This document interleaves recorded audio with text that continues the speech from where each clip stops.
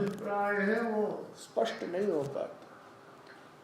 आत्मा के बारे में शास्त्र ने स्पष्ट ही निर्देश दिया कि वह सद्रूप, चिद्रूप, आनंद रूप, पूर्ण रूप और प्रत्यग रूप है। संसार के पदार्थों के अंदर हम लोगों को सद्रूपता स्पष्ट उपलब्ध होती है। जितना भी हमारा व्यवहार होगा, व्यावहारिक जगत होगा, उसमें हम लोगों को नाम रूप कर्म के साथ सत अर्थात अस्ति भाव यह प्रतीत होता ही रहता है। जब भी हम विषयों से व्यवहार करेंगे उनका कोई न कोई चित्त संबंध, चेतन अर्थात ज्ञान से संबंध भी प्रकट होता है। किंतु हम लोग न तो सदरूप से परमेश्वर का दर्शन कर पाते हैं। शास्त्र ने तो कहा आत्मा द्रष्टव्य। आत्मा सदरूप से दर्शन समस्त व्यवहारों में दे भी रहा है, किंतु हम लोगों की व्यस्तता नाम रूप कर्म के प्रति रहती है। इसलिए वहां उपस्थित भी जो सत्तत्व वह परमेश्वर की अभिव्यक्ति है, यह हम लोग समझ नहीं पाते, स्वीकारते नहीं और उस पर चित्त स्थिर नहीं करते।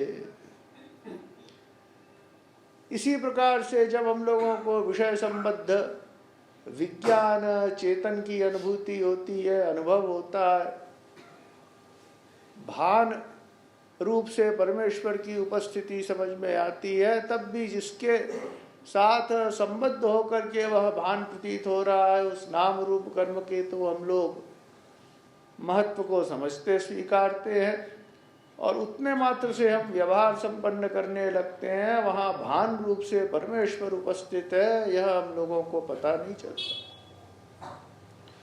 इसी प्रकार मैं इस प्रकार की जो हम लोगों की अनुभूति है, प्रत्येक भाव की जो अभिव्यक्ति है, इसमें परमेश्वर ही स्फुरण कर रहा है।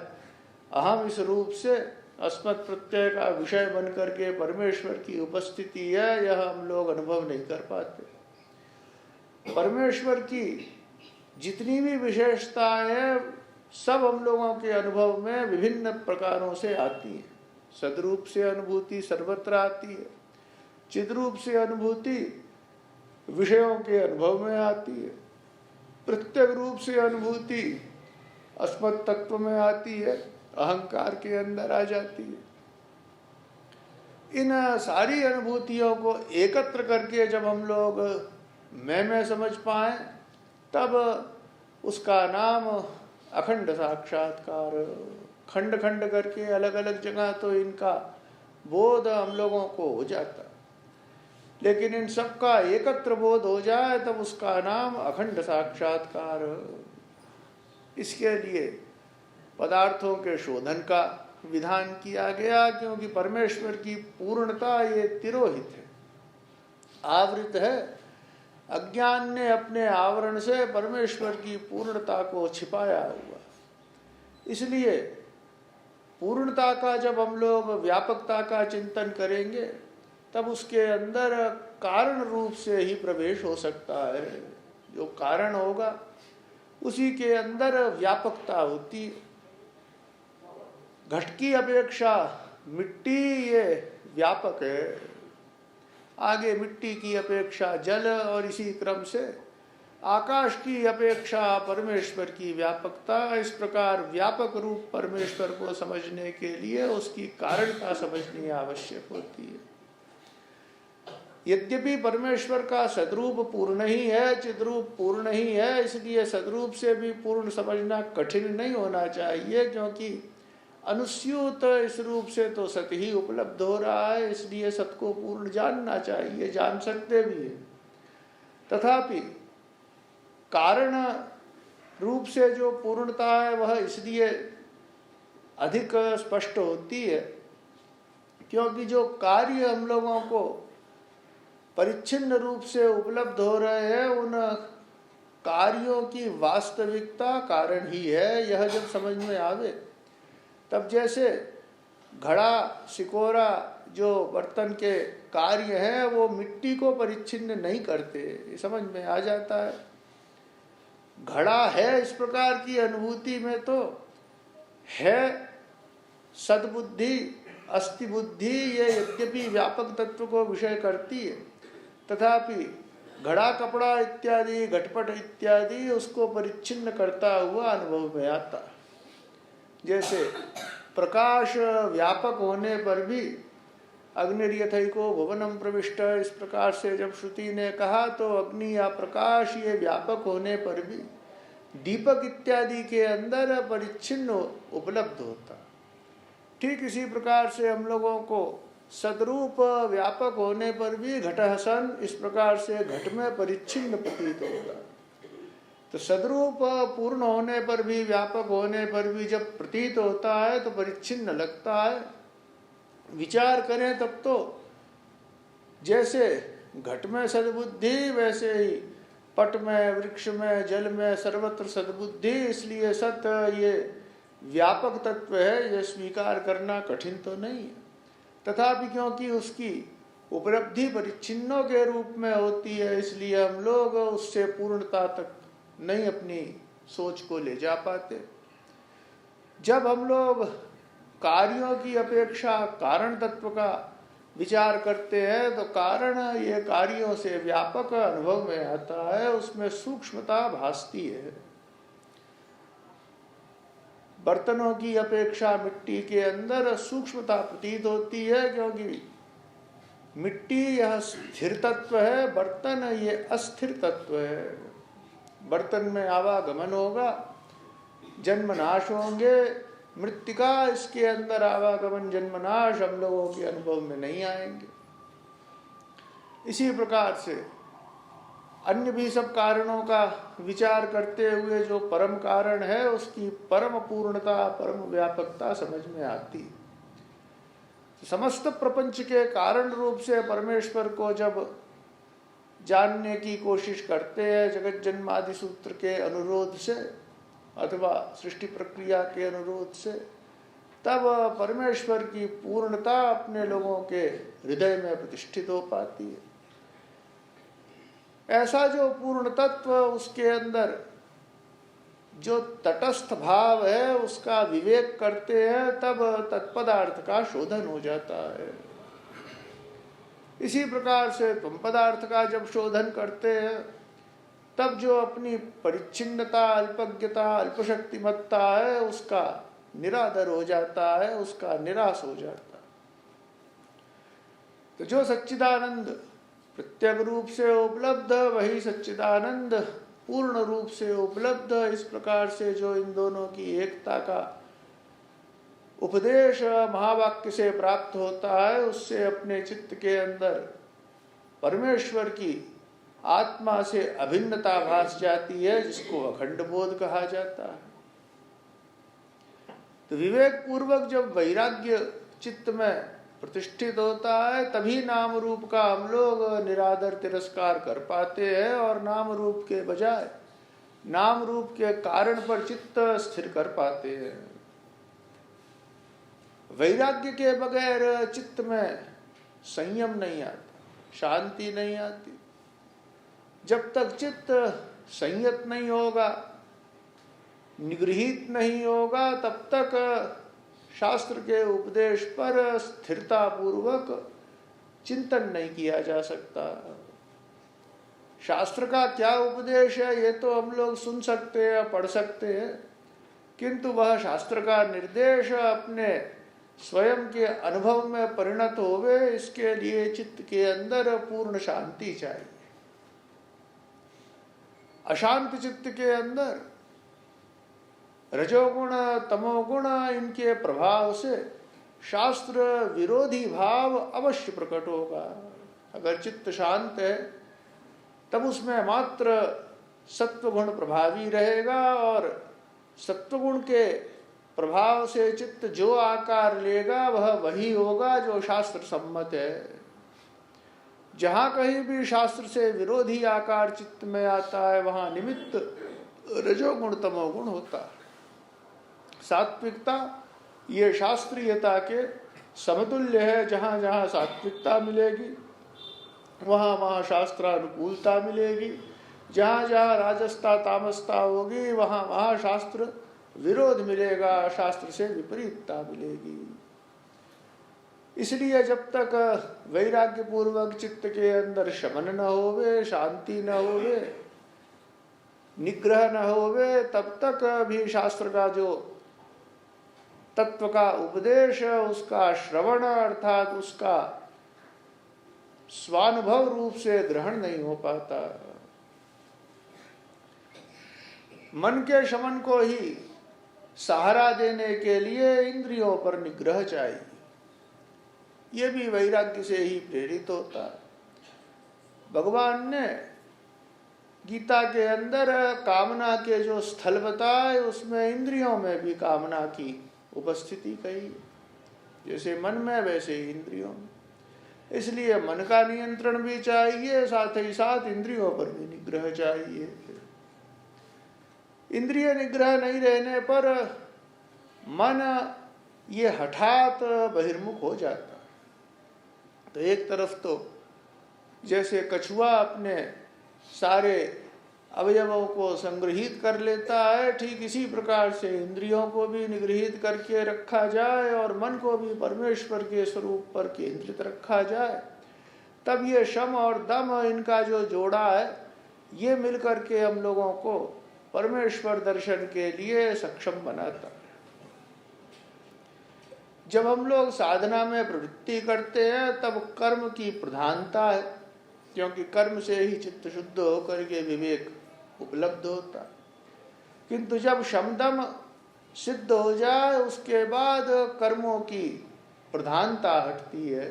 इसीलिए उपरति का स्थान साधना के अंदर महत्वपूर्ण। जो अनिवार्य कर्म होवे, नित्य नैमित्तिकादि जो अनिवार्य कर्म होवे, उतने तो किए जाए, क्योंकि जब तक गृहस्थादि अवस्थाएं हैं तब तक उन कर्मों के त्याग से दोष होता है, प्रत्यवाय होता है। तथापि जो अनिवार्य नहीं है, अनावश्यक कार्य हैं, खासकर जो लौकिक कार्य हैं, उनका तो त्याग आवश्यक है। सरकार भी किसी उम्र में आकर के घोषणा करती है कि अब स्वयं को कार्य से निवृत्त करो, बाकी लोग कार्य करने के लिए उपलब्ध हैं। जब सांसारिक कार्यों से चित्त विमुख होगा तभी हम लोग पारमार्थिक तत्व की ओर अधिक अधिक एकाग्र हो पाएंगे। तो यूं तो उपरति मने संन्यास ही है, लेकिन सब लोग पूर्णतः संन्यास के योग्य नहीं होते। तथापि जिसको अपने आत्मकल्याण की आवश्यकता होवे, आत्मकल्याण की इच्छा होवे, उसे नित्य नैमित्तिक के अतिरिक्त जो अनावश्यक और सांसारिक कर्म है उनका तो परित्याग करना ही चाहिए। तभी संभव होगा ये जब इंद्रियों पर और मन पर नियंत्रण है। अगर अपनी कामनाएं भी नियंत्रण में नहीं है अथवा अपने संबंधियों के साथ हम लोगों का राग दृढ़ है, तब तो अपने लिए नहीं भी आवश्यक होवे तो अपने से संबद्ध पुत्र पौत्रादि के लिए भी लोग सांसारिक व्यवहार में संलग्न बने रहते हैं और इसलिए सांसारिक संस्कार चित्त पर हावी रहते। इसलिए ये साधना के अंदर एक आवश्यक कदम माना कि कर्म का अनुष्ठान चित्त शुद्धि के लिए आवश्यक, किंतु शमदम होने के बाद उस कर्म के अंदर घटोतरी भी होनी चाहिए, कमी भी आनी चाहिए, उपरति भी होनी चाहिए। उपरति का जब अभ्यास किया जाता है तो नाना प्रकार की जिन सुविधाओं की हम लोगों को आदत है वो सुविधाएं दूर होती हैं, मिलना घटती जाती। इसलिए नाना प्रकार की समस्याएं आती हैं, कष्ट आते हैं। तब साधना क्रम में कहा तितिक्षा, अर्थात जो साधना करने में आने वाले कष्ट हैं उनको सहन करे। तो इसलिए जैसे शमदम का एक जोड़ा है, साथ साथ चलेंगे, वैसे ही उपरति जब करेंगे तो तितिक्षा तो होनी ही पड़ेगी। अगर तितिक्षा अर्थात सहनशीलता नहीं है, सांसारिक असुविधाएं भी होंगी, संबंधी लोग भी आपको नाना प्रकार से प्रताड़ित करने के लिए तैयार रहेंगे, अपना भी शरीर मन उन सारी असुविधाओं से खेद अनुभव करेगा, तथापि सहिष्णु होवे। मैं इस कष्ट को सह करके तपस्या पूर्वक परमात्मा दर्शन प्राप्त करूंगा ऐसा उत्साह रखे, तब उसकी साधना निर्विघ्न चलती। परमात्मा की उपलब्धि के लिए अत्यधिक उत्कंठा होवे, मुमुक्षा होवे, तभी यह साधना निरंतर चल पाती है। तो इन योग्यताओं को प्राप्त करके जब हम लोग आत्मदर्शन में प्रवृत्त होंगे, तो सबसे पहला साधन हम लोगों के लिए श्रुति ने कहा श्रोतव्य। दर्शन परमात्मा का होवे, इसके लिए उपाय क्या, तो श्रवण बताया। श्रवण का भी अभिप्राय आचार्यों ने माना है कि वेद के ब्रह्म भाग के उपदेश के अभिप्राय रूप से, तात्पर्य रूप से अखंड चिन्ह मात्र को स्वीकार करना, उपक्रमोपसंहार आदि चिन्हों से इस निर्णय तक पहुंचना कि उपनिषदों का अभिप्राय, उपनिषदों का तात्पर्य अखंड चिन्ह मात्र है।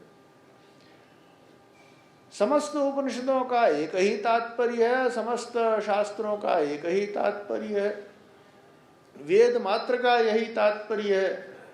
प्रस्थान त्रयी का अगर विचार करें तो गीता का भी यही तात्पर्य, ब्रह्मसूत्रों का भी यही तात्पर्य। इस तात्पर्य निर्धारण के लिए जो हम लोगों का विवेक होता है, विचार होता है, तर्क होता है, इसका नाम श्रवण।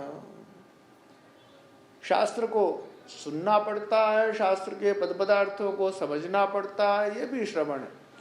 ये अनेक स्तरों के श्रवणों का भी वर्णन किया गया है शास्त्र में। एक प्रारंभिक परिचयात्मक श्रवण जो सत्संग मात्र से उपलब्ध हो जाता है, अथवा कोई ग्रंथ का अवलोकन करने से उपलब्ध हो जाता है। तदनंतर जब हम पद पदार्थ को समझते हैं तब भी एक श्रवण होता है, लेकिन वो श्रवण केवल ये बताता है कि अमुक पद्धति से ये निर्णय होता है कि शास्त्र का अभिप्राय अखंड तत्व है। फिर जो स्वयं का तर्क अर्थात स्वयं का विचार उसी शास्त्र का किया जाता है, तब स्वयं का निर्णय होता है कि शास्त्र का यही अभिप्राय है। ये जो स्वयं का निर्णय होना है, इसी को श्रवण कहा गया।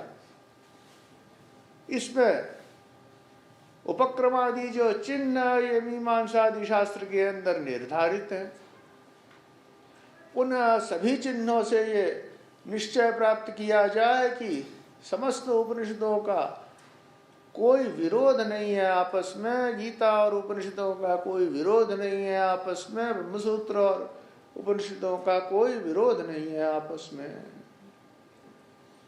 शास्त्र का अभिप्राय जब निर्णीत होता है, तब दूसरे दूसरे जो दार्शनिक विचार अथवा दूसरे दूसरे जो तर्क है, उनका भी विरोध अपने चित्त में प्रकट होता है कि शास्त्र का अभिप्राय होने पर भी विभिन्न तर्कों का विरोध है। उन तर्कों का भी विरोध नहीं है, इसका निर्धारण करने के लिए जो प्रयास है वो मनन। जरूरी नहीं है कि हम लोग न्याय शास्त्र, मीमांसा शास्त्र, सांख्य शास्त्र पढ़े तब मनन कर सके। जो अपने चित्त में अद्वैत तत्व के विरोध में युक्ति उत्पन्न होती है, उस युक्ति में अगर दोष दर्शन कर पाते हैं और शास्त्रीय निर्धारण स्वीकार कर पाते हैं, तो हमारे लिए पर्याप्त मनन है। अपने चित्त के अंदर जब ये शंका दूर हो जाए कि प्रमाण का भी अभिप्राय अद्वितीय परमात्मा और इस तत्व का किसी भी युक्ति से, किसी भी तर्क से कोई विरोध नहीं है, तब चित्त को इस अखंड तत्व के ही आकार का बना करके रखना, ये निदिध्यासन।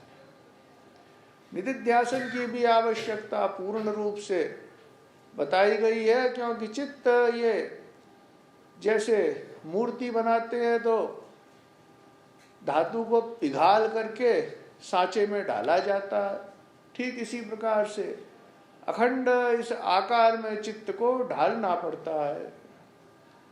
मधुसूदन सरस्वती ने दृष्टांत पूर्वक इस बात को समझाया कि जैसे भक्ति के अंदर परमात्मा के साथ जो पूर्ण प्रेम है, उससे चित्त द्रवीभूत हो जाता, पिघल जाता और फिर उसको परमेश्वर के आकार का ढाल दिया जाता है। ठीक इसी प्रकार से विचार रूप ऊष्मा से भी चित्त द्रवीभूत होकर के अखंड इस आकार में जब ढल जाता है तब निधिध्यासन की सिद्धि।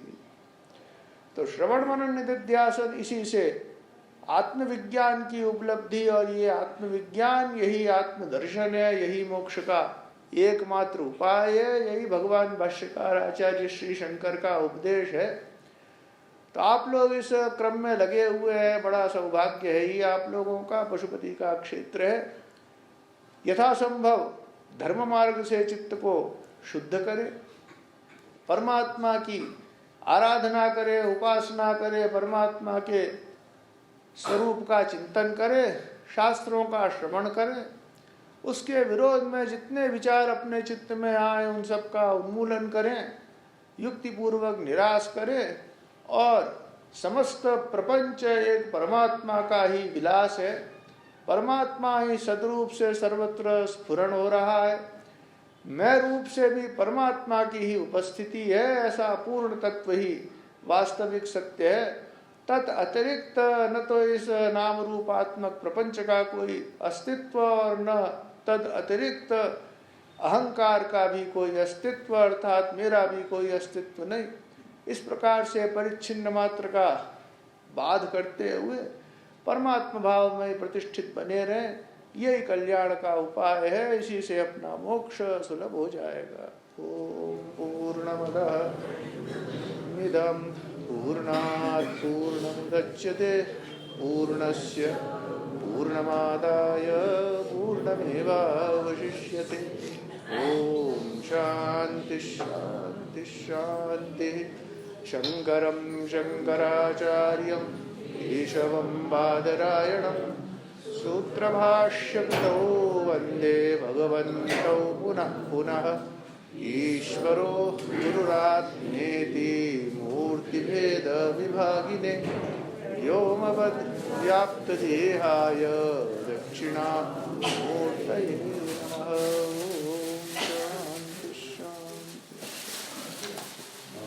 तपाईँ क्रमबद्ध गरेर लाइनमा बसेर गुरुसँग प्रसाद लिएर अनि फेरि जानु होला।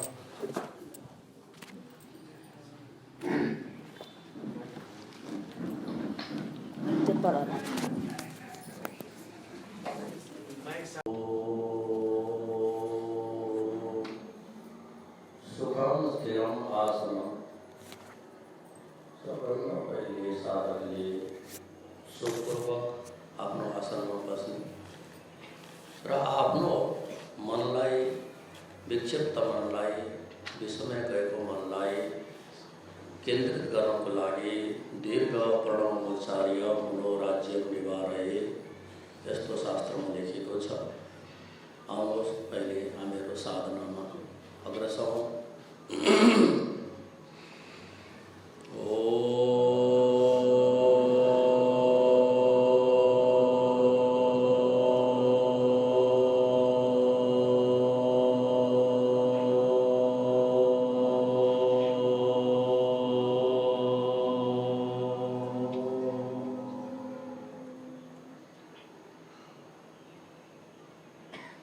भद्रं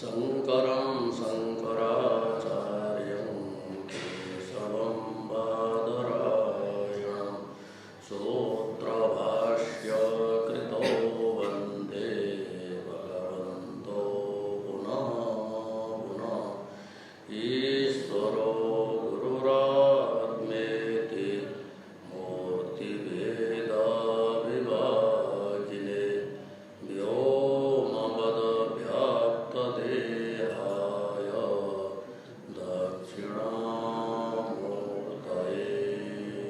नमः। ॐ शान्ति शान्ति शान्ति।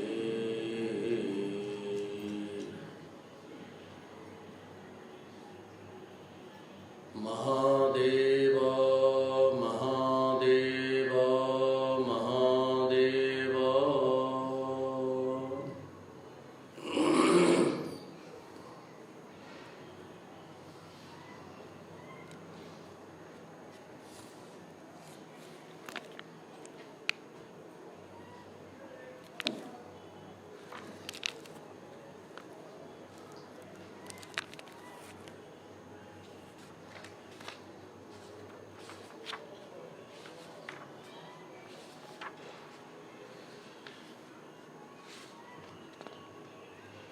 उच्चैकार का यदाना लेते चित्तम न च विक्षिप्यते पुनः अनिंगनमनाभासं निष्पन्नं ब्रह्म तदा यो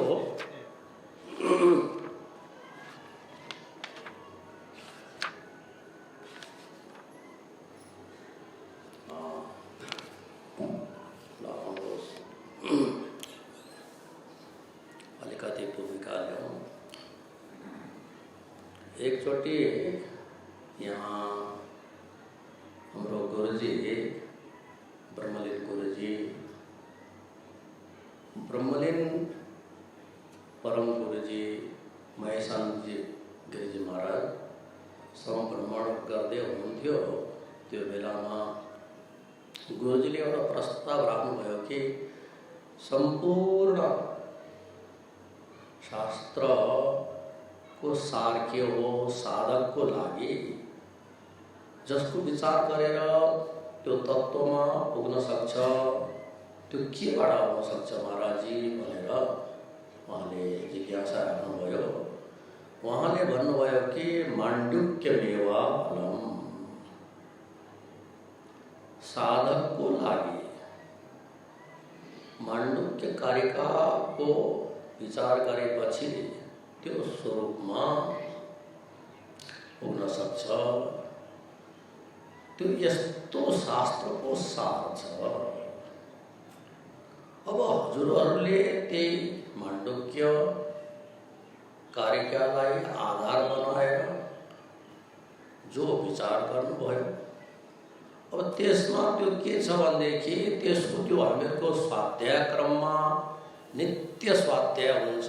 एउटा त्यो बाटो शास्त्रलाई आरम्भ बनाएर आत्मविचार हुन्छ, स्वरूप विचार हुन्छ। त्यो स्वरूप विचार गर्नु चाहिँ आफ्नै स्वरूपको विचार हो, शास्त्र चाहिँ माध्यम हो। त्यो स्वरूप प्रत्यक्ष छ है, प्रत्यक्ष। त्यो अगाडि आउँदैछ। प्रकृत्याकाशोदकेया सर्वे धर्मा अनादयः विद्यते नैनानात्वं तेषां क्वचन किंचन। त्यो प्रमाण प्रवृत्ति हुनुभन्दा पहिले पनि त्यो तत्त्व स्वयं प्रकाश छ। प्रमाण पछाडि प्रवृत्त हुन्छ। त्यो हाम्रो जो आत्मतत्व छ, जसले यो वाणीलाई बोल्ने शक्ति दिइरहेको छ, त्यो तत्त्व स्वयं प्रकाश छ। त्यो स्वतः प्रकाश छ। किन्तु स्वतः प्रकाश हुँदाखेरि पनि हाम्रो त्यो बहिर्वृत्तिले गर्दाखेरि, अनात्मा चिन्तनले गर्दाखेरि, अनात्म संस्कार हुँदाखेरि त्यतातिर हाम्रो दृष्टि गएको छैन। शास्त्रले केवल इङ्गित गरिदिन्छ, निर्देश गरिदिन्छ, इसारा गर्छ। जसरी यहाँ माथि गौशाला जाँदाखेरि बानेश्वर भनेको एउटा एरो बनाएको हुन्छ, त्यसै गरेर शास्त्र केवल इङ्गित गर्छ, इसारा गर्छ, निर्देश दिन्छ। जसको अन्तःकरण समाहित छ त्यसको लागि त्यो इसाराले त्यो तत्त्वसम्म पुग्न सक्छ। जसको अन्तःकरण समाहित छैन त्यो अन्तःकरण समाहित गर्नको लागि शास्त्रले नै कसरी अन्तःकरणलाई समाहित गर्ने भन्ने पनि कुरो बताएको छ। अब त्यो शास्त्रको यो महिमा छ। शास्त्र नै अधिकारी बनाउनको लागि त्यो अधिकार प्राप्त गर्नु लागि बाटो निर्देश गर्छ। जो अधिकार प्राप्त गरेका को लागि त्यो स्वरूपको निर्देश पनि शास्त्र गर्छ। शास्त्रबाट मात्र हामीहरू त्यो धर्म और ब्रह्मलाई जान्न सक्छौँ। शास्त्रलाई छोडेर धर्म और ब्रह्मको ज्ञान हुन सक्दैन। धर्मानुष्ठान नगरिकन त्यो अधिकार प्राप्त हुँदैन र त्यो अधिकार प्राप्त गरेपछि त्यो शास्त्र ब्रह्म जिज्ञासा नगरिकन त्यो भएको कुरोलाई पनि त्यो विद्यमान तत्त्वलाई पनि जान्न सकिन्न। त्यसले गर्दाखेरि शास्त्रको महत्त्व छ। यहाँसम्म भनिएको छ साधकले शास्त्र विचारदेखि अर्को विचार नगर्ने। शास्त्रिक गम्य तत्त्व छ त्यो हाम्रो आत्मतत्त्व कस्तो छ। स्वयं प्रकाश हुँदाखेरि पनि बहिर्वृत्तिले गर्दाखेरि हाम्रो दृष्टि गएको छैन। त्यो शास्त्रले नै त्यो इङ्गित गरिदिन्छ, इसारा गरिदिन्छ। त्यसले गर्दाखेरि शास्त्रिक गम्य छ। अब शास्त्र चाहिँ महान छ। कुन चाहिँ शास्त्र?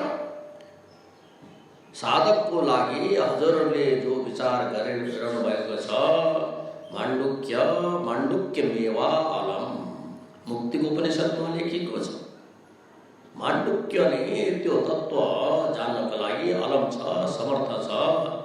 अब यस्तो विचार भइरहेको छ। आउँ अब आजको कारिकाको कस्तो रहेछ, कतातिर जाँदो रहेछ यसको विचार गरौँ। यदा न लियते चित्तं न च विक्षिप्यते पुनः अनिङ्गनमनाभासं निष्पन्नं ब्रह्म तत्तदा। अब यहाँ भनेको छ यदा न लियते चित्तं, यदा जहिले चित्त लीन हुँदैन। अब के छ भनेदेखि पहिले पढ्नुभयो, स्वाध्याय गर्नुभयो, समाधिमा श्रेयांसी बहुविघ्नानि। कोही पनि कार्य गर्दाखेरि विघ्न आउँछ। आज भोलि त के विघ्न आउँछ, हिजै विघ्न आइसक्यो। विघ्न यो आउँछ कि जामले पुग्न सकिन्न, सुनाउने मान्छेले पुग्न सक्दैन, सुन्ने मान्छेले पुग्न सक्दैन। धेरै विघ्न छ नि आज भोलि विघ्न छ। त्यो विघ्नलाई पनि साधकले के गर्ने भनेदेखि प्रयत्न गरेर त्यो निवृत्ति गर्ने। अब हेर्नुहोस्, योभन्दा पहिले हजुरहरूले त्यो विघ्नको कुरो भएको छ। साधनामा बसिन्छ, साधनामा के हुन्छ, त्यो बसेपछि कसै कसैलाई निद्रा आउँछ। यो पढेर स्वाध्याय भयो नि, यही योभन्दा पहिले यही कुरो आएको थियो। लय सम्बोधय चित्तं विक्षिप्तं समयेत पुनः सकसायं विजानीयात् समप्राप्तं न चालयेत्। यो कुरा आएको थियो। त्यस पछाडि नास्वादयेत् सुखं तत्र निस्सङ्गः प्रज्ञया भवेत् निश्चलं निश्चरत् चित्तम् एकीकुर्यात् प्रयत्नतः। जसरी हामीहरूको त्यो जप गर्दाखेरि, ध्यान गर्दाखेरि यो हामीले अनुभव गरेको कुरो होइन। निद्रा आउँदैन भने त राम्रो कुरो हो। यो दोष छ साधकमा, यो दोष आउँछ। अब त्यो दोष निद्रा किन आउँछ, निद्रा किन आउँछ भन्ने कुरो वहाँ बताइएको छ। निद्रा आउनुमा धेरै कारणहरू छन्। एउटा कारण जसलाई निद्रा पुरा भएको छैन त्यसलाई निद्रा आउँछ। आउनुहोस् हाम्रो पीठाधीश्वर बने रमणाजी आउनुभयो, हामीहरू प्रश्न गर्दैछौँ। अब त्यसमा त्यो माथि बस्नु न, चित्त लीन हुन्छ। चित्त लीन हुनुमा कारणहरूमा एउटा के छ भनेदेखि तलतिर लेखिएको छ कि त्यो निद्रा अवशेष हुँदाखेरि नि आउँछ। यदि भनौँ 6 घन्टा सुत्नुमा जसले 4 घन्टा सुत्यो या निद्रा आएन त्यसमा पनि आउँछ। अर्को छ अजीर्ण भयो भने पनि निद्रा आउँछ। खाएको हजम भएन भने पनि निद्रा आउँछ। लेखिएको छ निद्रा शेष अजीर्ण बहुवसन। अब खाने क्षमता छ साधकले कति खाने, त्यो गीतामा बताएको छ नि, युक्त आहार विहारस्य युक्त चेष्टस्य कर्मसु। अब आहार आधा पेट, त्यो मधुसूदन सरस्वतीले कति खाने, कस्तो गर्ने, के गर्ने भन्ने कुरो आएको छ। आधा पेट खाएर त्यो 4 भागमा 2 भाग अन्नले, 1 भाग जलले, 1 भाग त्यो वायुले त्यो पूर्ण गर्ने, त्यस्तो गर्ने। अर्को चाहिँ त्यो निद्रा आउनुमा के छ भनेदेखि त्यो बहुभोजन गर्दाखेरि अत्यधिक श्रम गर्दाखेरि, यहाँ त यस्तो लेखेको छ आदि। अर्को चाहिँ यदि रुचि छ भने, उत्साह छ भने, जस विषयमा रुचि हुन्छ त्यो विषयमा जाँदाखेरि त्यसलाई प्रमाद हुँदैन। उत्साह हुनु पर्यो साधक। उत्साह छ भने त्यसमा त्यो निद्रा आदि आउँदैन। अर्को हजुरले पढेर आउनुभयो, श्रवण गरेर आउनुभयो, लय सम्बोधय चित्तम, लीन हुन्छ। त्यो सम्बोधन गर्ने, सम्बोधन गर्ने कसरी सम्बोधन गर्ने, जसरी अरूहरूलाई उठाउँछौँ, उठ बाबु उठ, त्यसरी गर्ने। कसरी गर्ने सम्बोधन, त्योमा लेखेको छ। त्यो निद्रा अवस्थामा आयु क्षण हुन्छ, बेकार जान्छ। सुत्दाखेरि के हुन्छ भने वृथायु क्षपणम भवेत्, आयु नै बेकार जान्छ। जति आवश्यकता छ त्यति चाहिँ विश्राम गर्नै पर्छ साधकले। अब त्यसमा यदि भयो भने मन यो समयमा पनि त सुन्दैछु, त्यही त सुतेर आफ्नो बेकार जीवन बेकार गरिस्, अहिले पनि सुत्दैछस्, साधनाको समय पनि सुत्छस् भनेर त्यसलाई सम्झाउने, त्यो आफ्नो मनलाई सम्झाउने। जस साधकले आफ्नो मनलाई यसरी सम्झायो त्यो साधकको साधना अवस्थामा त्यो विघ्न आउँदैन। हामीहरू अरूलाई सम्झाउन तयार छौँ, तत्पर छौँ, आफैले सम्झाउनलाई तत्पर छैनौँ। हेर्नुहोस् हामीहरूको कमी के छ, साधना हजुरहरू साधना गर्नुहुन्छ त्यसरी त्यो मन लिनुहुन्छ एउटा। अर्को चाहिँ अब भोलि कहीँ जानु छ अरे, अब बेलुकाको छ त्यो हामीहरू ध्यान गर्छौँ, सन्ध्या गर्छौँ, भोलि जानु छ, यस्तो गर्नु छ। अरू समय त्यो समय आउँछ या प्रातःकाल आउँछ। त्यस बेलामा त्यो के भने विक्षिप्तम समय पुनः, यदि विक्षिप्त हुन्छ भने हे मन यो समय तेरो यो कर्तव्य हो भनेर त्यसलाई पुनः शमन गर्ने, समाहित गर्ने,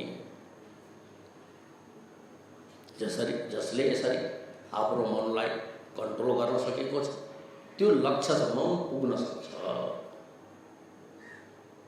अर्को चाहिँ के छ हुन्छ भनेदेखि त्यो साधकले साधना गर्नलाई थाहा हुन्छ। यो वेदान्त श्रवण गर्नेहरूले प्रातःकाल सायंकाल जहिले समय मिल्छ तहिले अलिक देर बस्यो भने त्यसलाई त्यो कुरो लाग्छ, यो कुरो यस्तै छ, यसरी गर्नुपर्ने छ भन्ने, नत्र भने यो साधनाको पद हो भन्ने थाहा नै हुँदैन। अर्को चाहिँ के छ भनेदेखि जसरी बच्चाहरूलाई त्यो अभिभावकले त्यो समातेर आफ्नो कोठामा भन्छ, बाबु परीक्षा आइरहेको छ, तिमी पढ, अहिले खेल्ने होइन, अरू समय खेल्नु छँदैछ।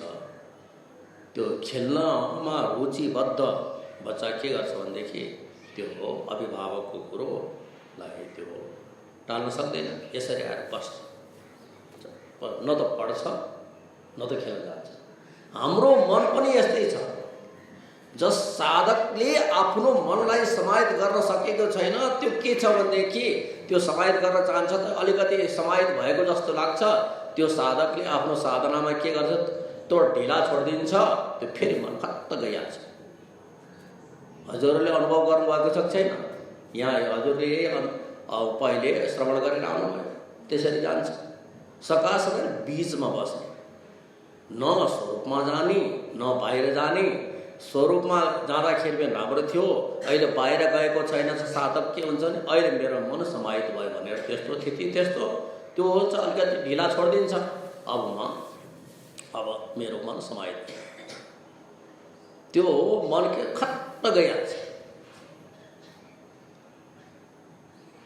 अब त्यसमा पनि के छ भनेदेखि त्यस्तो छ भनेदेखि स्वरूपमा लीन भएको छैन भनेदेखि त्यसलाई सकसाय जाने बीच अवस्था, त्यो त्रिशङ्कुको जस्तो अवस्था, न स्वर्गमा न यतातिर माथितिर, त्यो सकसाय अवस्था।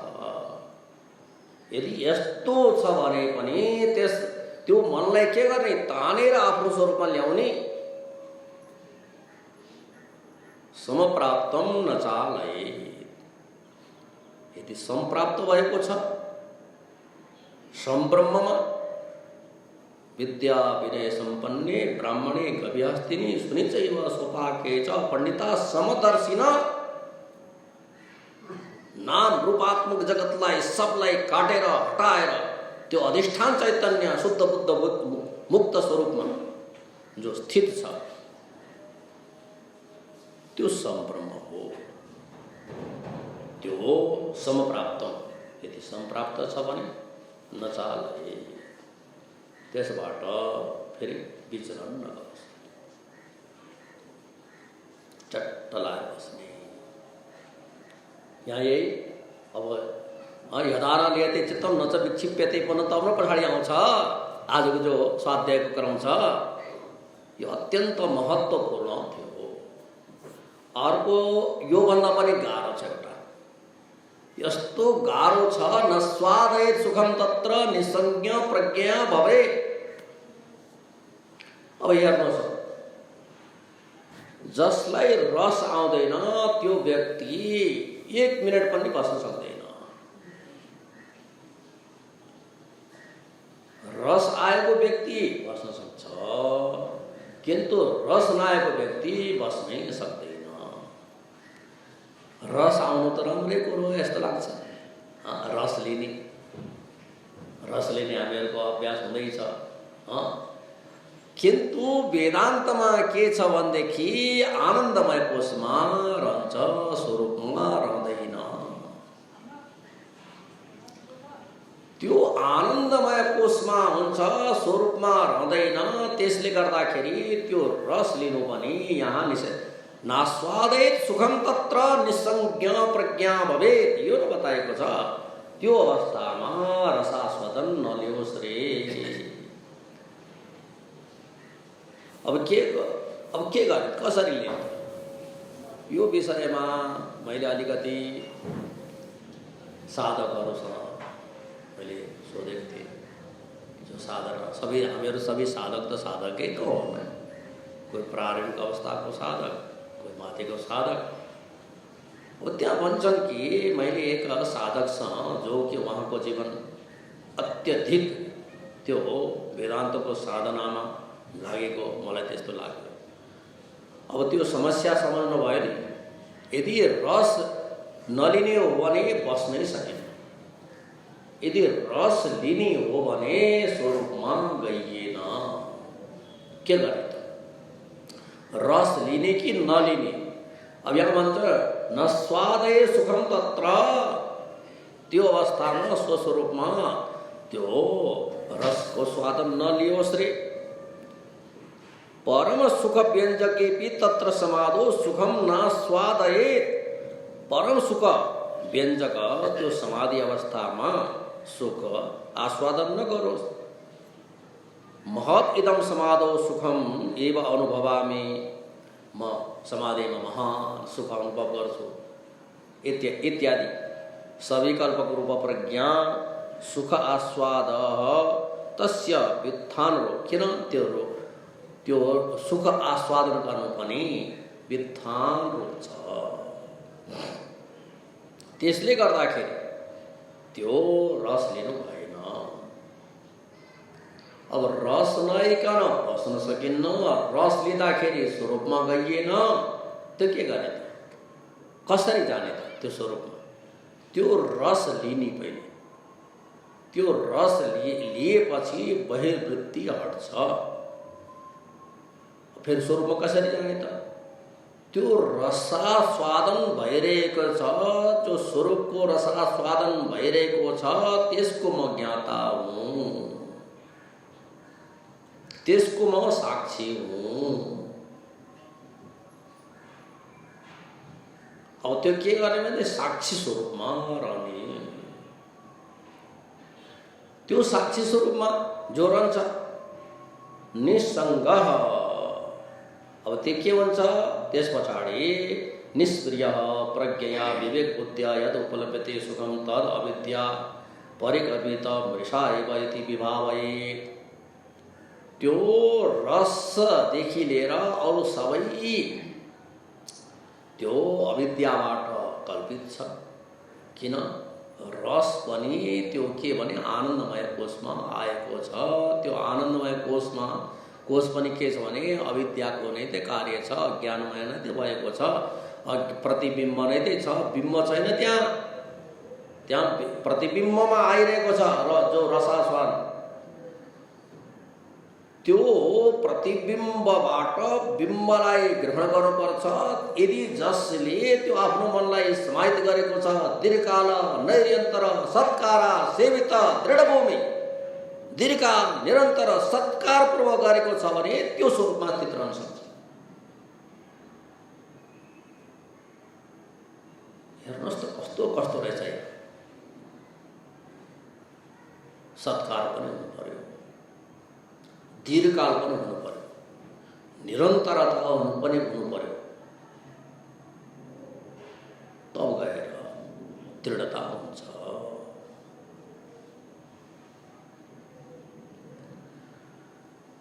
त्यस पछाडि के हुन्छ भनेदेखि निश्चलम निश्चरत चित्तम एकीकुर्यात् प्रयत्नतः ततः। त्यस पछाडि त्यो के हो? निश्चल हुन्छ। अब हेर्नुहोस्, अब यो व्यवहारको कुरो छ, हामीहरूलाई व्यवहार गर्छौँ, यस्तो यस्तो व्यवहार हुन्छ। जसरी जसलाई जो राम्रो लाग्छ, आज यो विषय खानु छ, देख्नु छ, गर्नु छ भने अलि जेल मन के हुन्छ भनेदेखि त्यसमा शान्त हुन्छ। कोही पनि विषय छ, किन्तु त्यही विषय सेवन गरेपछि अर्को दिन यदि सब्जी भनौँ, कोही भोजन भनौँ, कोही बगैँचा भनौँ, अब त्यसमा के हुन्छ भनेदेखि त्यो अलिकति जेल हुन्छ, किन्तु त्यो हामीहरूको जो आकाङ्क्षा छ, भित्रबाट जो आकाङ्क्षा छ, स्वरूप प्राप्त गर्ने आकाङ्क्षा छ, स्वरूप जहिलेसम्म प्राप्त गर्दैन तहिले निश्चल भएर रहँदैन। अनात्म विषयमा निश्चल हुँदैन। हामीहरू भन्छौँ कि यसमा यो निश्चल भयो, मलाई शान्त भयो, यो बाहिर विषय हुँदै हुँदैन, स्वरूपमा गएर मात्र हुन्छ। केही क्षण लाग्छ त्यो अनात्माको चिन्तन गर्दाखेरि अनात्मा, किन्तु त्यो क्षणिक छ, त्यो क्षणिक आनन्दमा त्यो मन टिक्दै टिक्दैन। जसले त्यो प्राप्त गर्यो त्यसपछि त्यस के हुन्छ, कृतकृत्यता हुन्छ। अब यसमा अङ्ग उपाङ्ग प्रत्याङ्ग धेरै छन्, यसमा यो अनुसन्धानको विषय छ। अनुसन्धान यति अनुसन्धान छ, यति अनुसन्धान छ, कई कुरो चाहिँ शब्दले अभिव्यक्ति गर्न सक्दैन, त्यो समाधिबाट नै हुन्छ। अब कोही त्यो केवल इशारा हुन्छ, यो चाहिँ साधनाको हो छ, त्यो साधना गर्नेहरूलाई नै थाहा हुन्छ। अहिले त केवल माथि माथिबाट बताइन्छ, त्यस पछाडि के भन्छ भने त्यहाँ गएपछि त्यो निश्चल हुन्छ, स्वभावले नै चलायमान हुन्छ। अहिले किन हाम्रो मन चलिरहेको छ त, किन चलेको छ? अलिकति हेर्नुहोस् न, संसार प्राप्तव्य छ, संसार भोक्तव्य छ, संसार सुन्दर छ। पहिले आएको थियो नि, भोगार्थम सृष्टित्यन्य क्रीडार्थम इति चापरे, संसार भगवानले सृष्टि गर्नलाई बनाउनु भएको छ, यो प्राप्त छ, भोक्तव्य छ, यसैबाट हाम्रो जीवन सफल हुन्छ, यो नामहरूको संस्कार छ। हेर्नुहोस् यसमा के छ भनेदेखि अब वेदान्त विचार गर्नेहरूले ठिक छ, व्यवहार जो छ त्यो व्यवहारलाई निभाउने, त्यो व्यवहारलाई निभाएर के गरे भनेदेखि यो व्यवहार चाहिँ केवल व्यावहारिक सत्ता मात्र हो है भन्ने भित्र निश्चय हुनु पर्यो। जो व्यक्ति जहाँ छ त्यो व्यक्ति त्यो व्यवहारलाई त्यसरी निभाउने, यो व्यावहारिक छ, परमार्थ होइन यो। यदि भित्रबाट निश्चय भयो भने त्यो व्यवहारको त्यो असर, छाया या रस, प्रतिबिम्ब त्यो उसमा अन्तकरणमा बस्दैन। अहिले बस्नुमा कारण छ, व्यवहार सत्य छ, प्राप्तव्य छ, भोक्तव्य छ। व्यवहारको वस्तुलाई लिएर नै हामीहरू कृतकृत्य हुन्छौँ, ठुलो हुन्छौँ भनौँ न, ठुलो हुन्छौँ। जति अनात्म वस्तु सङ्ग्रह गरियो त्यति नै ठुलो हुन्छ। ठुलो घर छ, गाडी छ, यस्तो यस्तो हामीहरू छ, त्यो संस्कार छ। यो व्यवहार प्रारब्धको जसको यदि कसैको छ भने पनि त्यसको केवल व्यवहार चल्छ। जसरी कसैले कहीँ जानु छ भने त्यो आफ्नो गाडीले पनि त्यहाँ पुग्छ, सरकारी गाडीले पुग्छ, मोटरसाइकल पनि जान सक्छ। आजभोलि त्यो साइकल देखिँदैन, पहिले साइकलले पनि जान्थे, हिँडेर पनि जान सकिन्छ। त्यो व्यवहार हुन्छ, त्यो व्यवहार मात्र सिद्ध हुन्छ, परमार्थ त्यसबाट छँदै छैन। जसलाई यो भित्रबाट दृढ भयो त्यो व्यवहार गर्दाखेरि त्यो असङ्ग रहन सक्छ। यदि त्यो व्यवहार गर्दाखेरि यो व्यवहार सत्य छ, प्राप्तव्य छ, भोक्तव्य छ। अरू जति पनि व्यवहार हेर्नुहोस्, जति पनि हजुरहरू त व्यवहार गरिरहनुहुन्छ, त्यो व्यवहार गर्दाखेरि त्यहाँ हामीहरूको त कुरो के भने व्यवहार कसैले पनि गरोस् न, त्यहाँ केही न केही कमी आइहाल्छ, यो निश्चित छ।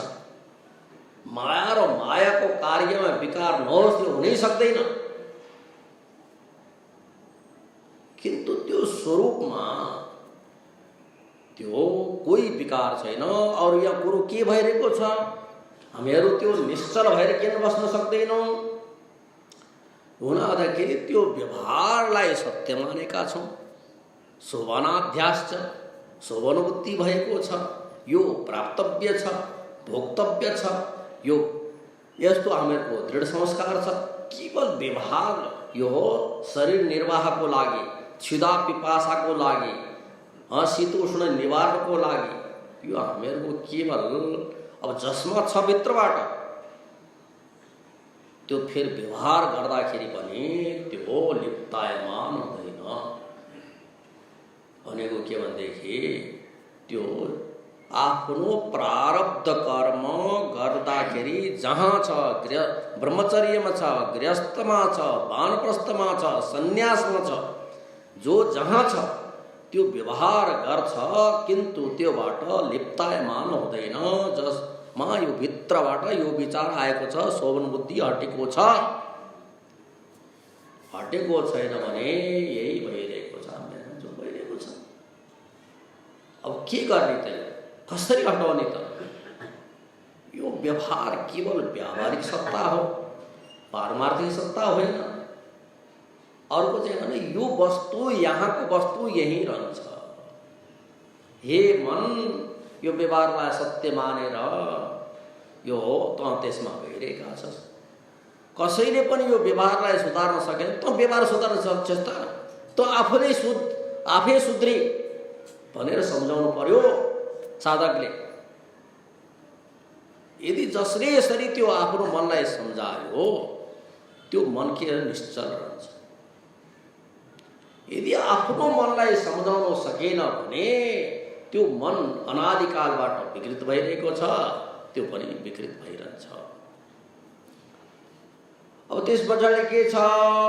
निश्चलम निश्चरत चित्तम निश्चरत बहि निर्गच्छत भवति चित्तम। तत् अर्थात् पहिले चाहिँ के छ भनेदेखि बाहिर बाहिर बाहिर बाहिर जान्छ, उल्टो हुन्छ।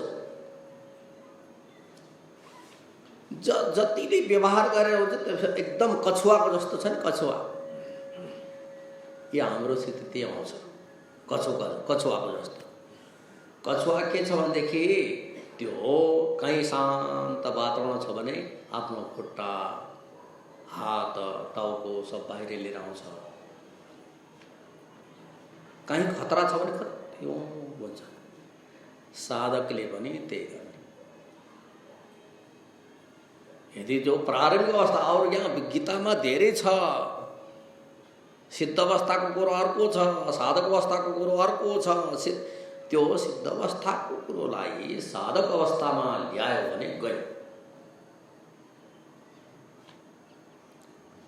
त्यो सिद्ध अवस्थाको कुरो स्वतः आउँछ। किनभनेदेखि त्यो लेखेर आएको छ नि, त्यो साधनलाई नै अपनाउने। त्यो नअपनाउनु भने हुनै सक्दैन। त्यस पछाडि त्यो के हुन्छ भने त्यो चित्त त्यो निश्चल हुन्छ, चरण रहित हुन्छ। किनभनेदेखि कहीँ के वस्तु छ भनेर जान्छ नि, कहाँ जाने ठाउँ हुँदैन। त्यो स्थिति आउँछ। हेर्नुहोस्, यस्तो स्थिति आउँछ। यो साधन भनेको के हो भनेदेखि यो प्रयोग, जीवनै हो, प्रयोगशाला हो। प्रयोगशाला, वेदान्त भनेको प्रयोग गर्ने ठाउँ। वेदान्त होइन त के भने, वेदान्तमा के हजुरले सुन्नुभएको छ के? जागृत अवस्था, स्वप्न अवस्था, सुसुप्ति अवस्था। यो जागृत अवस्था वेदान्त श्रवण नगर्नेहरूले पनि त गरेका छन्।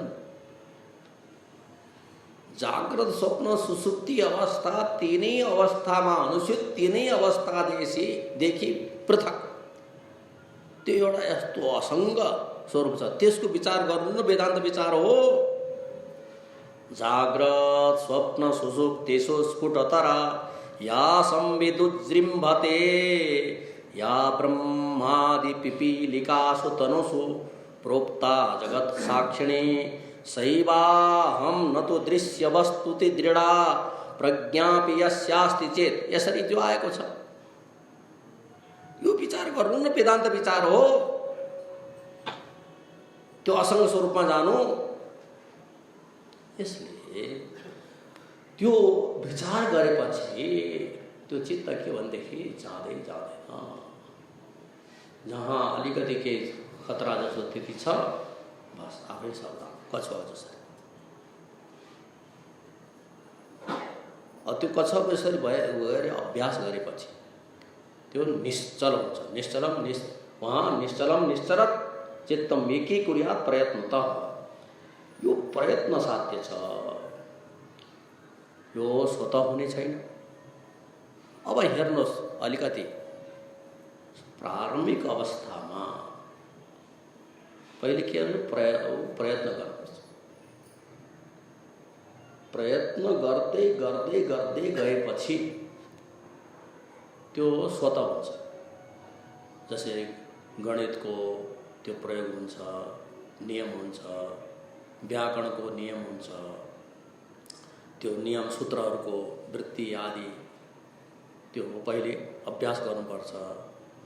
गरेपछि के हुन्छ, त्यो आवश्यक पर्दैन, स्वतः खटखटखट यहाँ यो सूत्र लाग्यो आदि हुन्छ।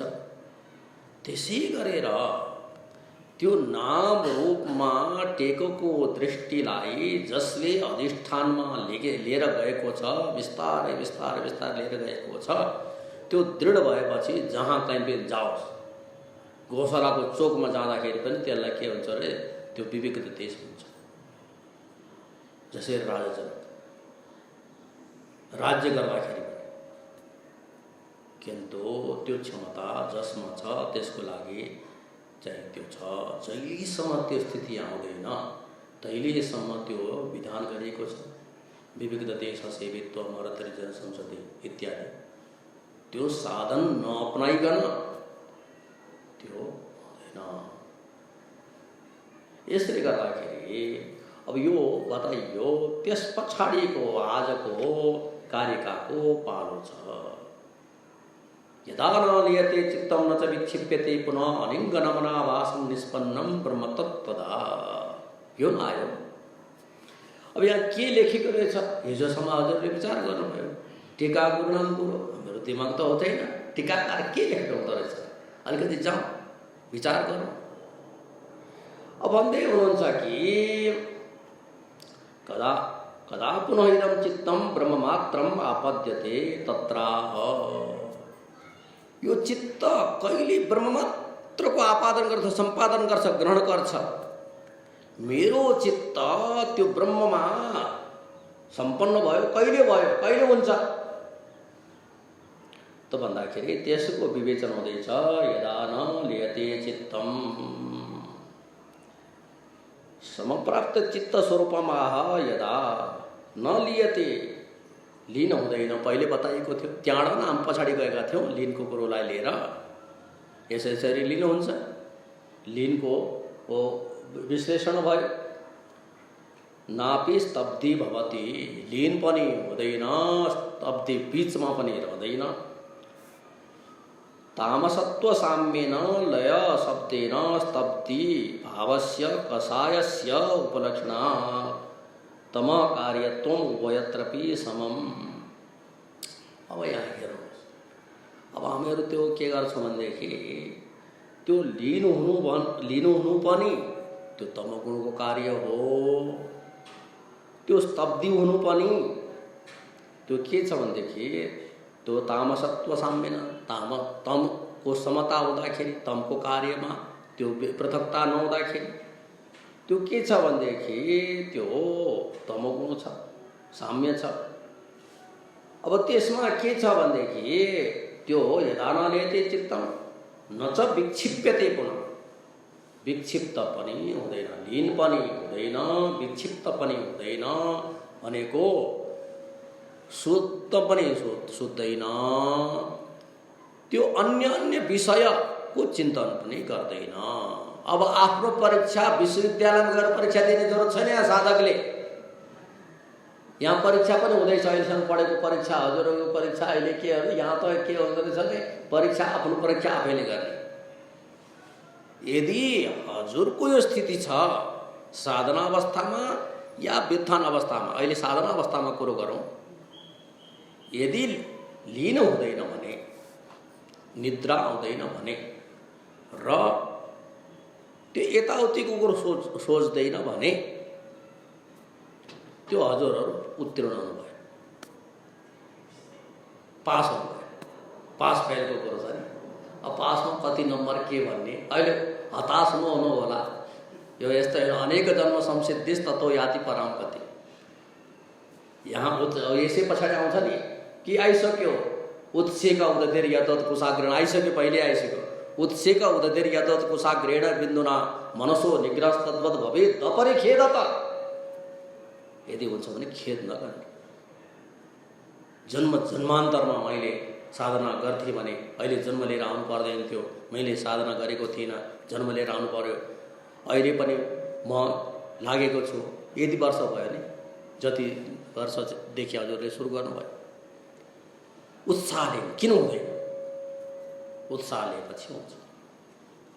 उत्साह लिएर गऱ्यो भने त्यो मन काबुमा आउँछ। किन्तु एकाएक हुँदैन है। यो बाटो यस्तो सूक्ष्म बाटो छ। नित्य सत्सङ्ग पनि गर्ने, नित्य त्यो आफ्नो साधना पनि गर्ने, विचार पनि गर्ने। श्रद्धा भक्ति ध्यान योगा अवैहि कैवल्य उपनिषदमा बगेर श्रद्धा राख्नु पर्यो, भक्ति गर्नु पर्यो, ध्यान गर्नु पर्यो, समाहित गर्नु पर्यो। त्यो गरेर पनि हुन्छ, त्यो बिना हुँदै हुँदैन। यसले भनेको छ कि और त्यस पछाडि के हुन्छ? न शब्दाद्याकार वृत्तिम अनुभवति। भनेको विक्षिप्त भने शब्द कोही अवयव हुँदैन। सुत्दाखेरि चाहिँ त्यो स्थिति आउँछ। सुत्दाखेरि कोही गफ लगाएको छ भने त्यो थाहा हुँदैन नि। समाहित भएको साधकको मन यस्तो स्थिति आउँछ रे, शब्दादि ग्रहणै गर्दैन। यहाँ लेखेको छ, आफ्नो परीक्षा आफूले गर्नुपर्ने हुन्छ। यहाँ त मेरो कस्तो स्थिति रहेछ? न शब्दाद्याकार वृत्तिम अनुभवति नापि सुखम आस्वादयति। रसास्वादन जो पहिले कुरो भयो त्यो समाधि अवस्थामा रसास्वादन पनि गर्दैन। किन? राजसत्व साम्येन सुख आस्वादस्यापि विक्षेप शब्देन उपलक्षणा उभयोरपि रजकार्यत्वं समं पूर्वत्र पार्थक्येन निर्देशस्तु पृथक प्रयत्नकरणाय प्रत्येकं पृथक प्रयत्नो विधेयो न तो एक प्रयत्नेन एव इति इतरोपि। अर्थात् यहाँ प्रयत्न गर्नु। यहाँ कुरो के छ भनेदेखि सञ्चय 3 गुणको कार्य छ। अब हेर्नुहोस्, यहाँ 3 गुण निष्त्रे गुण्यो भवार्जुन। तीनों गुणलाई छोडेर माथि चढ्नुपर्छ। यहाँ त पहिले तमो गुणलाई हटाउनु पर्यो, सत्वगुण रजगुणको सहाराले। त्यस पछाडि त्यो सत्वगुणमा रहेर रजगुणलाई पनि हटाउनु पर्यो, स्वरूपमा रहेर सत्वगुणलाई पनि हटाइन्छ। त्यो स्वरूपमा नरहिकन सत्वगुणलाई हटाउन सकिन्न। अब हामीहरू सत्वगुणले आएको छैन भनेदेखि त्यो केही छैन। सत्वगुणलाई पहिले बढाउने, सत्वगुणलाई बढाउँदै बढाउँदै गएपछि यहाँ बढाउने प्रक्रिया एक एक आएको छ। हामीहरू त सिधा गएको छौँ। यो एउटा त्यो श्रेणी छ, सिँढी छ, भर्याङ छ, खुड्किलो छ। चढ्दै चढ्दै चढ्दै चढ्दै गएपछि त्यो हुन्छ। अब त्यस पछाडि के हुन्छ भनेदेखि अनिङ्गन मनाभासम। त्यो भनेको छ कि त्यो अनिङ्गन मनाभासम। इङ्गन भनेको के छ भनेदेखि त्यो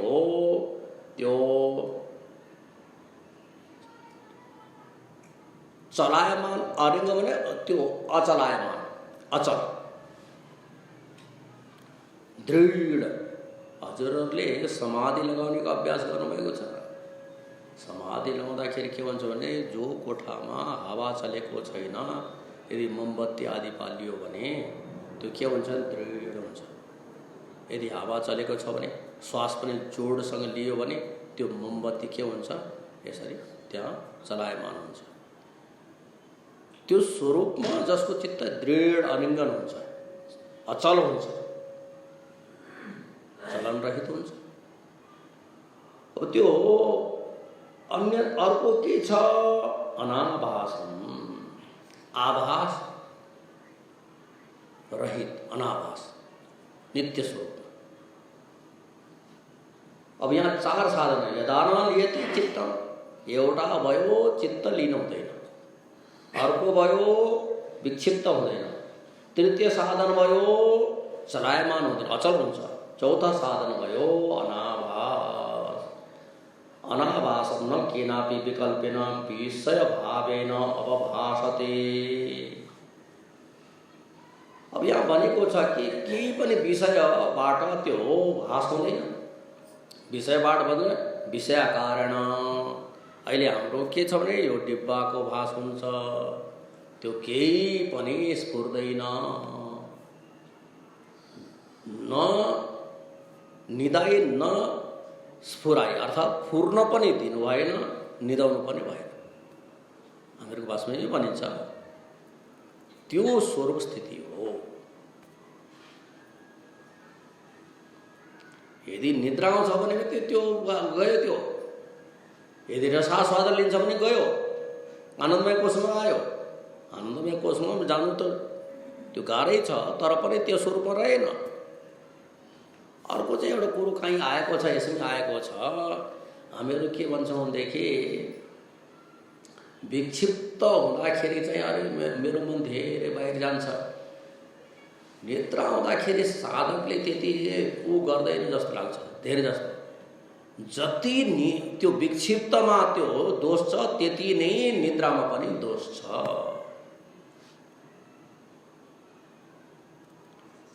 यसले साधकले दुईटा अवस्थालाई नै के नियन्त्रण गर्नु, विक्षिप्त पनि हुनु दिनु भएन, त्यो निद्रा पनि आउनु दिनु भएन।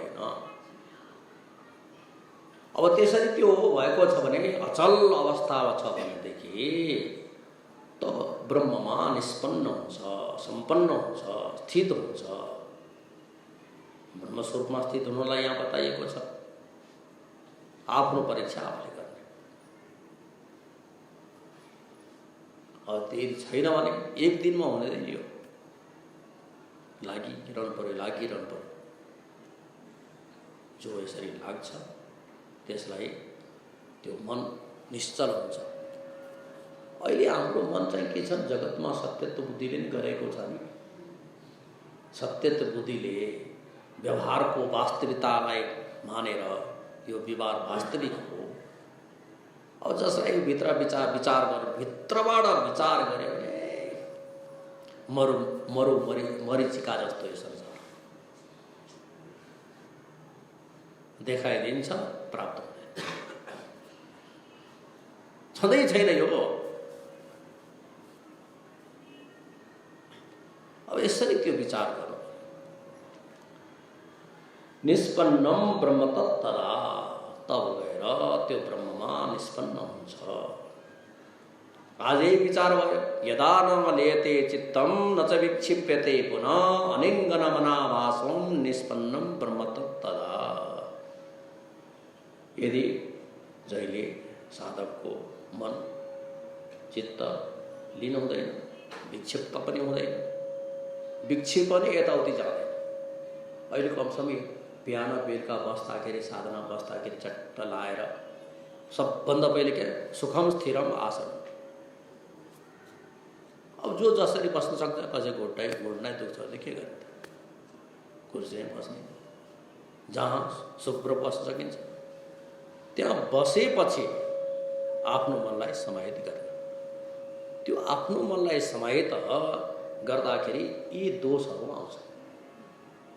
त्यो दोषको निवारण यहाँ हजुरहरूले विचार गर्नुभयो, हामीहरूले विचार गर्यौँ। यो विचार गरेर नै यो मनलाई समाहित गर्न सकिन्छ। यदि विचार नगर्ने हो भने त्यो गयो। विचार गर्नु, भित्रबाट विचार गर्नु पर्यो, आफ्नो विचार गर्नु। शास्त्रको विचारले केही गर्दैन। शास्त्र विचार काशीमा त पुराको पुरा शास्त्र कण्ठस्थ छ। साधकले भित्र त्यो शास्त्रको विचारलाई आफ्नो विचार बनाउनु पर्यो। त्यो आफ्नो विचार बनायो भने, त्यो शास्त्रको विचारलाई आफ्नो विचार बनायो भने त्यसको जीवन सफल भयो। नत्र भनेदेखि परोपदेश पाण्डित्य हुन्छ। हेर्नुहोस्, यो जीवन साधनामय जीवन। अब हजुरहरूले यो साधनामय जीवन को साधना गर्दै हुन्छ। यो स्थिति ल्याउनु पर्यो, हामीहरूले ल्याउनु पर्यो, यही प्रयत्न गर्नु पर्यो। अर्को कारिकामा पनि त्यो बताइएको छ कस्तो कस्तो हुन्छ, कति बजेसम्म गर्ने हो। 8 बजेसम्म। अब त्यो आफ्नै कस्तो स्वस्थ, हामीहरू भन्छौँ नि म स्वस्थ छु हजुर भन्छ, स्वस्थ सँगसँगै रहेछ। स्वरूपे तिष्ठति स्वस्थ, जो स्वरूपमा स्थित रहन्छ त्यो स्वस्थ हुन्छ। स्वरूपमा स्थित छौँ कि अस्वरूपमा स्थित छौँ, शरीरमा स्थित छौँ कि शरीरको अधिष्ठानमा स्थित छौँ, यस्तो यस्तो कुरो आउँदैछ। यो माण्डुक्य कारिकाको सारै सार जस्तो आइरहेको छ। अद्वैत प्रकरण छ नि, अद्वैत प्रकरणमा के भन्ने मनसो निग्रह यहाँ सुरु भयो नि, यहाँबाट एकदम महत्त्वपूर्णको छ। मनोदृश्यमिदं द्वैतम यत् किञ्चित् सचराचरं मनसो यमिनी भावे द्वैतम नैवोपलभ्यते आत्मसत्यानुबोधेन न संकल्पयते यदा अमरस्ताम तदा याति ग्राह्या भावे तदग्रहम। ग्राह्य छैन कहाँ जान्छ, यो ग्राह्य छ, यो ग्राह्य छ, यो ग्राह्य छ, सब मिथ्या माया, मायाको कार्य दृष्टि पनि कहाँ जाने, जाँदै जाँदैन। यो यस्तो थिच छ। अहिले सम्झाउनु पर्यो साधकले आफ्नो मनलाई, जसले आफ्नो मनलाई सम्झायो त्यसको जीवन सफल भयो। जसले आफ्नो मनलाई सम्झाउन सकेको छैन, हामीले आफैलाई सम्झाउने, आफ्नो मनलाई नै सम्झाउने। यदि मन सम्झ्यो भने विश्व सम्झ्यो, विश्वलाई सम्झायो भने जितम जगत किन मनोहिएन, जसले आफ्नो मनलाई जित्यो जगतलाई जित्यो। मनलाई जित्न यति गाह्रो छ। हजुरहरूले साधना गर्दै आउनुभएको छ, अब गुरुजीले पनि त्यही गराउनु भयो, अब यहाँ राम भण्डारीजीले पनि त्यही गराउँदै हुनुहुन्छ, त्योलाई गर्ने।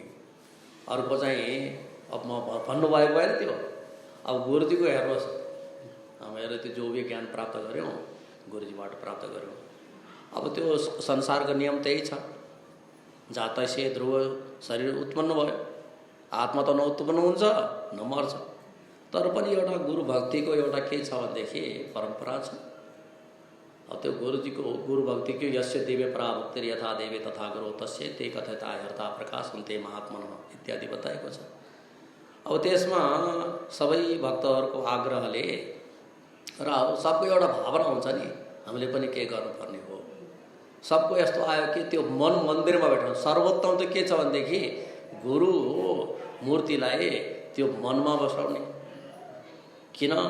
गुरु ब्रह्मा गुरु विष्णु हामीहरूको वास्तवमा त्यो छ, गुरु रूप छ। परमात्मा नै गुरु रूपमा अवतीर्ण छ। यो विचार गर्नुहोस् न, हाम्रो शरीरलाई गुरु भनिँदैन, शरीरमा त तत्त्व भनिन्छ। तर पनि एउटा के छ भने साधना क्रमले त्यो छ, त्यो गुरुजीको स्मृतिमा र गुरुजीले दिएको ज्ञानको अहिलेसम्म जो सङ्ग्रह भएको छ त्यो सङ्ग्रह त्यहाँ बसेर केही त्यो साधकहरूले त्यो गर्नुपर्छ र अरूहरूले पनि प्रेरणा ल्याउन् भन्ने एउटा त्यो सबैको भावना जागृत भयो। त्यसमा त्यो भने सबै गुरु भक्त हो, हामीहरू सब गुरुभाइ हौँ। मलाई त माथि प्रसाद दिनुभयो त्यो अर्को कुरो हो, हामीहरू गुरुभाइ हो, सबै छौँ। त्यसमा के गरे भनेदेखि त्यो एउटा नियम राखेका छन्, कसैको पनि त्यसमा नछुटो श्रद्धा भक्ति। त्यो श्रद्धा भक्तिले त्यो गुरु मन्दिर बनोस् र हामीहरू सबैले गएर त्यहाँ गुरुजीले दिएको ज्ञान र गुरुजीको त्यो स्मरण होस् र हामीहरू त्यसपछि त्यो ज्ञानलाई सदा धारण गर्न सकौँ भन्ने एउटा त्यो भावना भएको छ। त्यसमा एउटा गुरु ध्यान मन्दिर भन्ने एउटा सानो एउटा ध्यान कक्ष र गुरुजीको केही चरण पादुका र आधुनिक जो आएको छन् टेप आदि जो जहाँ हुनसक्छ जतिसम्म बस्छ त्यसलाई त्यहाँ बसेर त्यो श्रवण गर्ने, ध्यान गर्ने, त्यो साधना केन्द्र र अरूहरूलाई पनि प्रेरणा होस् त्यस्तो एउटा बनाउने।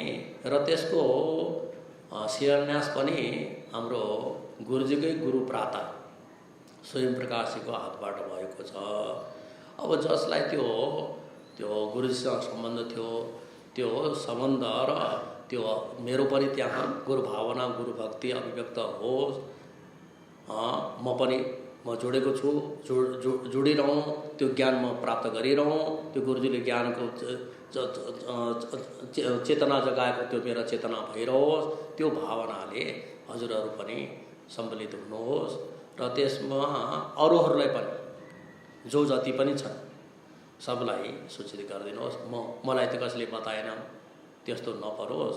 र त्यसमा के छ भनेदेखि त्यहाँ राखेका छन् कि त्यो 1100 राखेको छ। अब त्यसमा के छ भने एउटै परिवारले जति दिनसम्म अरू वञ्चित हुन्छन्, त्यो जो पनि छ, त्यो पति भयो, पत्नी भयो, छोरा भयो, छोरी भयो, जो पनि गुरुसँग सम्बन्ध थिए त्यो सबैको सम्बन्ध त्यसमा जुडोस् र त्यो होलाई बनाएर त्यो हामीहरू गरौँ।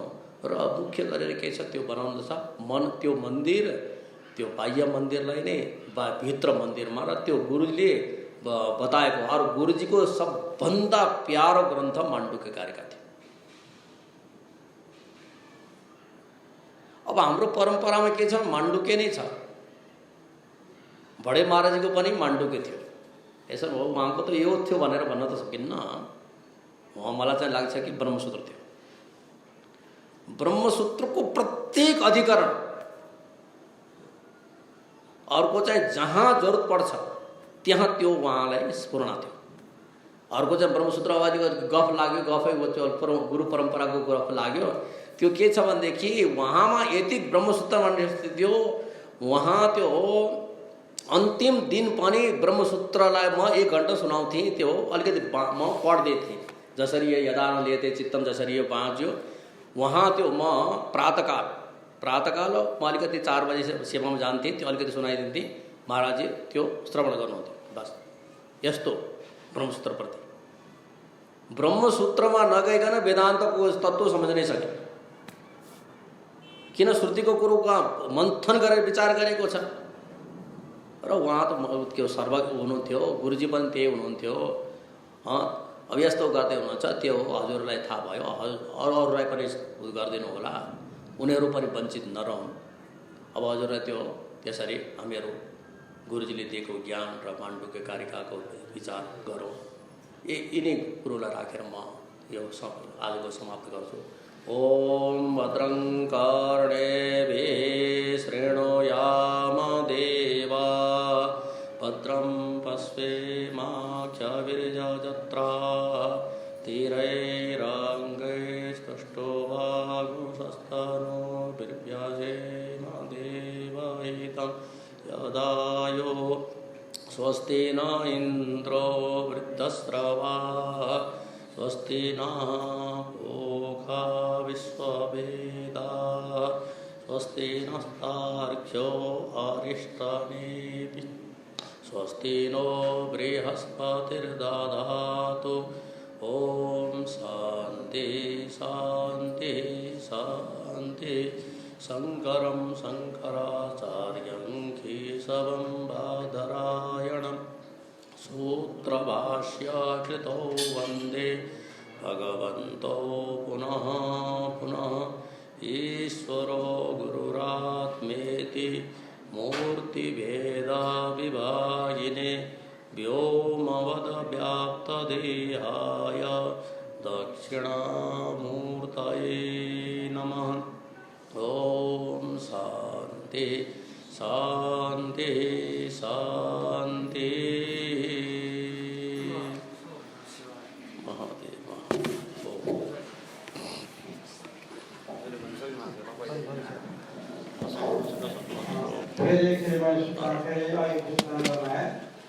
गुरुजी को प्रतिमा स्थापना गर्ने, मन्दिर स्थापना गर्ने र गुरुको सम्मानमा हामी गर्नुपर्ने। नारायण। एकजना व्यक्तिबाट 1001 रुपियाँ लिएर तपाईँको टेलिफोन नम्बर, मोबाइल नम्बर हो र कसैको सामान्य इमेल एड्रेस पनि दिएर त्यहाँ देखाएर जानुभयोदेखि अनि त्यहाँ सबै तपाईँको 1 जनाको मात्रै नभएर आफ्नो परिवार सबैको त्यहाँको नाम लेख्नुभयो भनेदेखि गुरुको श्रद्धा भक्ति त्यसमा हुन्छ। धेरै पैसा पनि 1 जनाबाट पनि 1100 रुपियाँ दिने अनि 1 सचेतता उठायो, पर्चा दिएर हुन्छ कि भन्ने कुरा उठायो।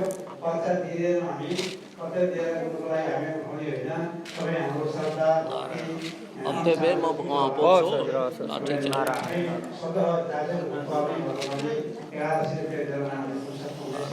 त्यसको रसिद आउँछ र त्यसैबाट तपाईँ हाम्रो लगानीबाटै अनि गुरुको प्रतिमा मन्दिर साधना केन्द्र गुरुका सारा कृतिहरू त्यसमा राखिनेछ। हामी गएर हेर्नेछौँ, सुन्नेछौँ, हामीलाई निकै पनि काम गर्दाखेरि सन्चै हुनुहुन्छ? नारायण परिवारहरूको कसैको नछोडोस् तपाईँहरूको पनि। यही मलाई त्यही हो भोलिदेखि त्यहाँ हुन्छ आजै नै नारायण नारायण नारायण